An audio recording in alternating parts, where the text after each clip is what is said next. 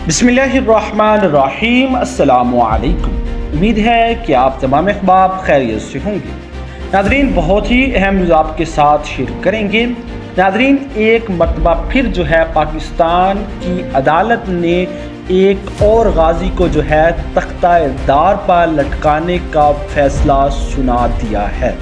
जी Nadreen, Pakistan की अगर तारीख पलट कर देखी जाए तो पाकिस्तान की अदालतों ने, पाकिस्तान के जजों ने आज तक गाजियों के हक़ में एक फ़ैसला तक नहीं सुनाया।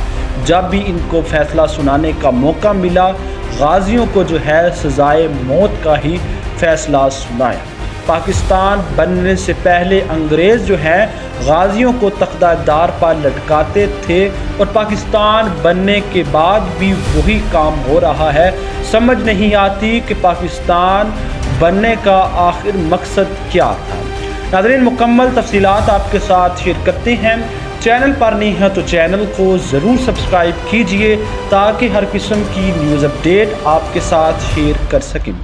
तो नाज़रीन, आपको बताते चलें कि पाकिस्तान में एक मरतबा फिर जो है एक गाजी को जो है तख्ता-ए-दार पर लटकाने का फ़ैसला सुनाया गया है। जी नाज़रीन, आपको बताते चलें कि गाजी मुलाजिम हुसैन, जिनका ताल्लुक़ PP 185 से है, उन्होंने एक कादियानी गुस्ताख़ रसूल को वास्ले जहन्नम किया था।